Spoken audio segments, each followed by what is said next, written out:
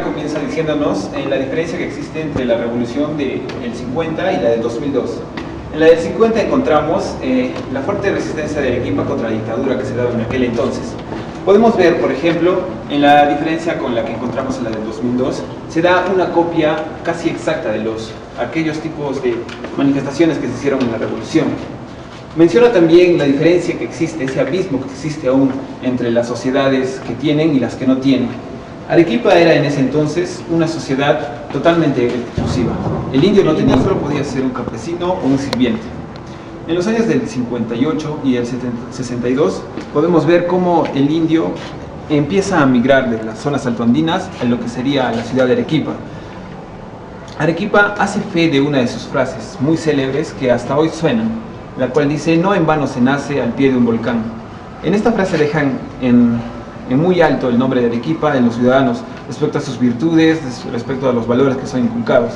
Estos son muy contrarios a los que traen estos sujetos de las zonas altoandinas.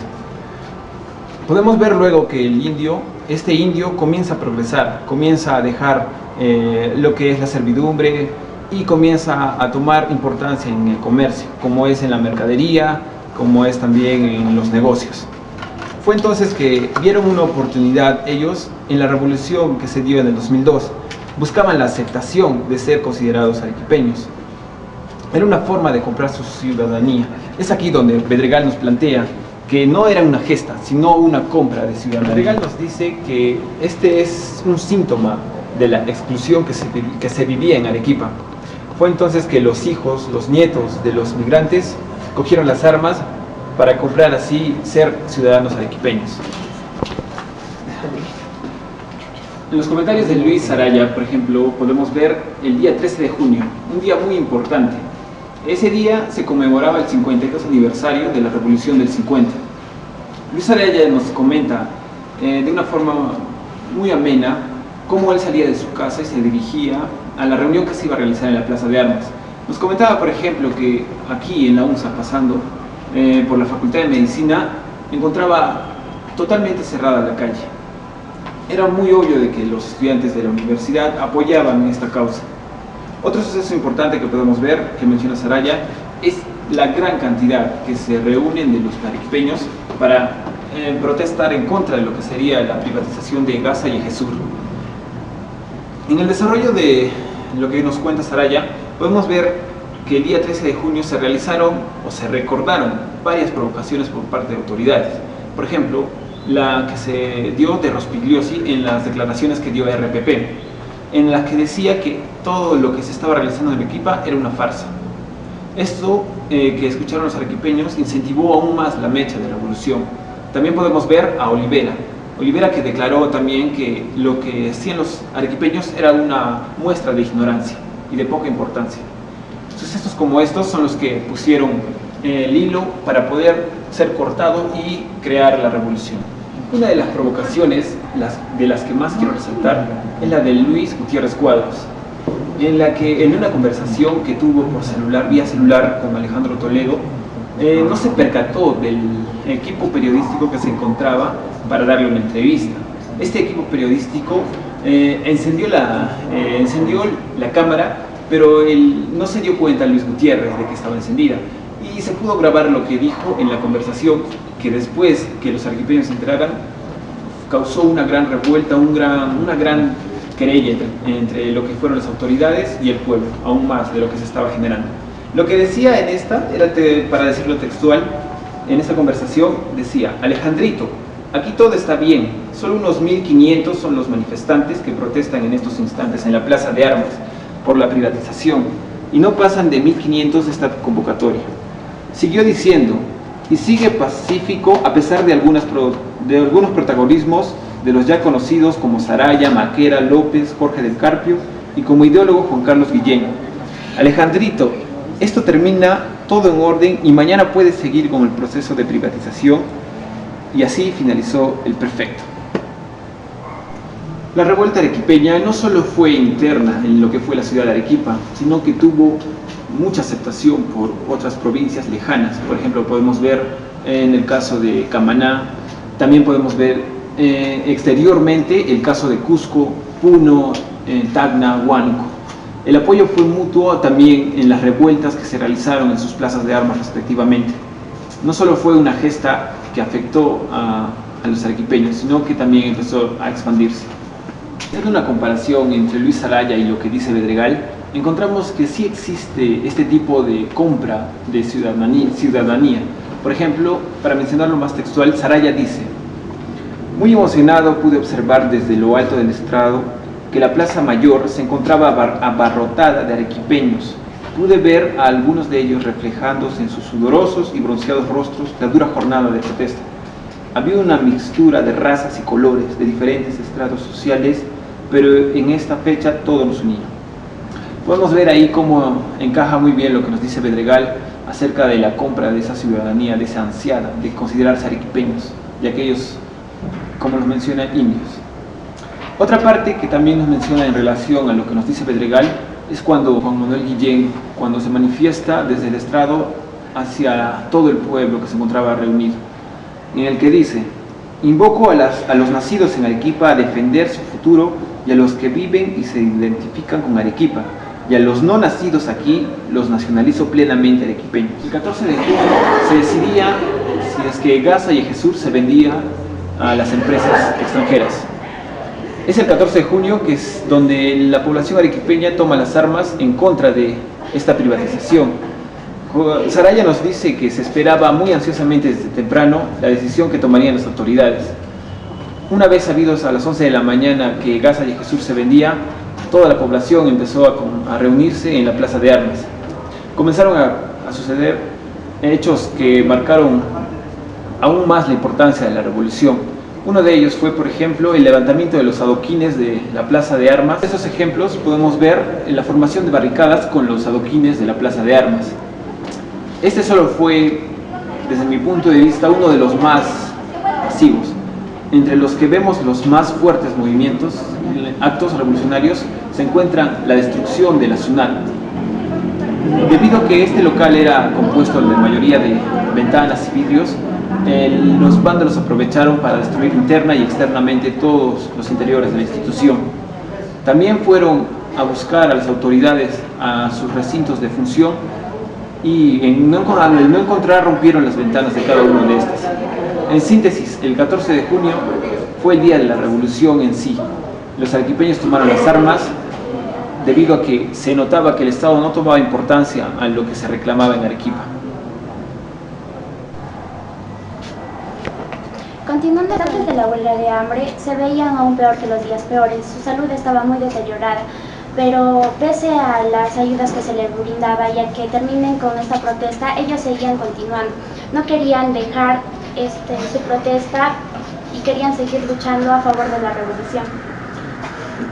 La prensa influía mucho en esto, pues la prensa tuvo mucha influencia en estos momentos. Por ejemplo, la prensa nacional era la que más apoyaba y se sentía identificada con la revolución. En cambio, la prensa capital, ellos disfrazaban esto, no entendiendo la protesta de los arequipeños, manifestando que no era entendible su participación.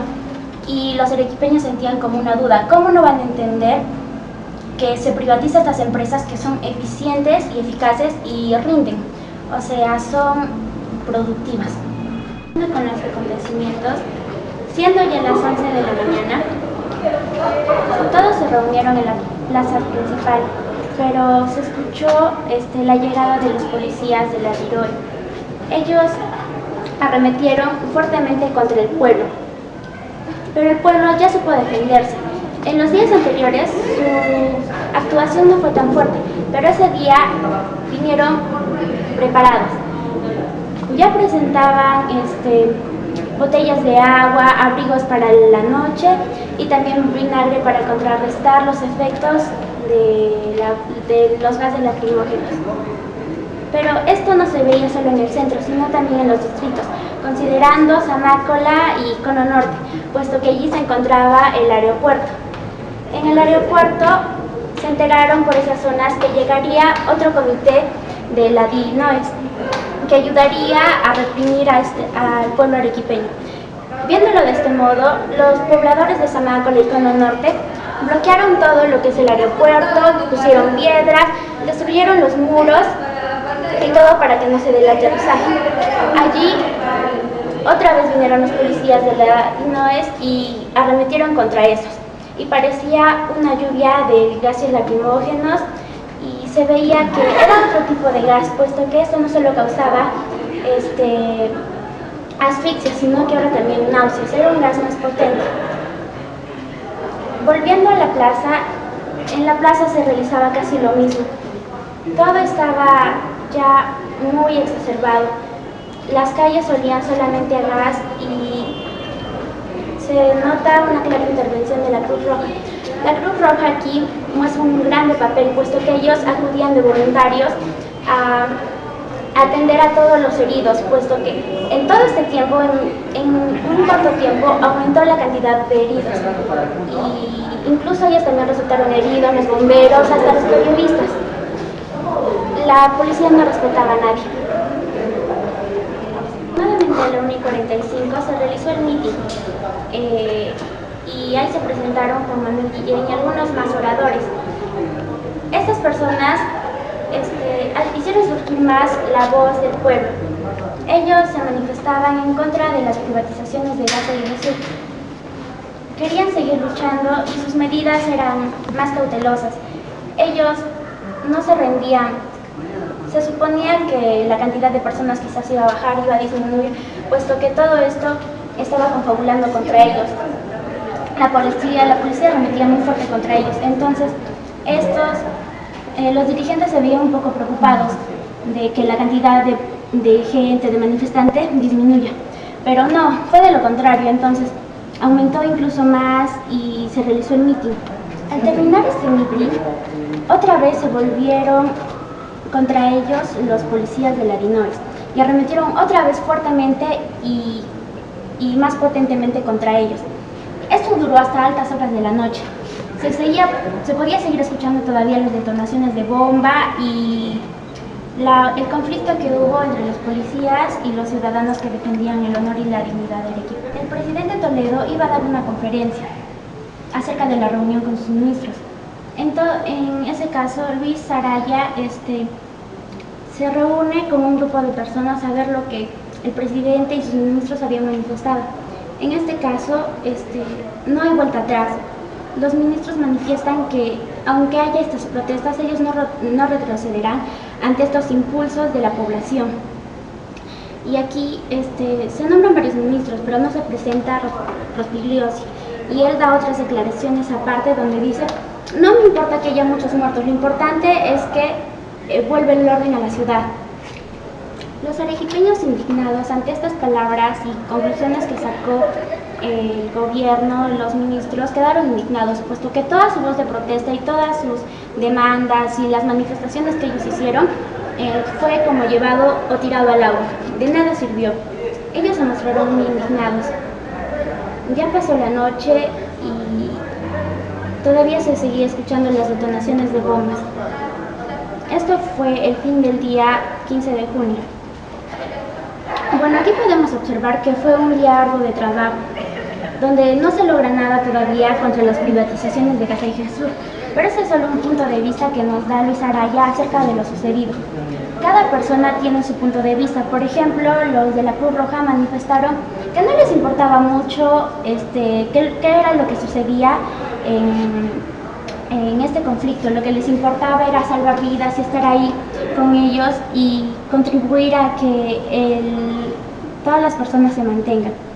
Pudimos contar también con el apoyo de otros representantes, por ejemplo de Fidel Castro, quien anunciaba que el Perú nunca podrá dejar de ser un país analfabeto y pobre si seguía con este gobierno neoliberal y despótico.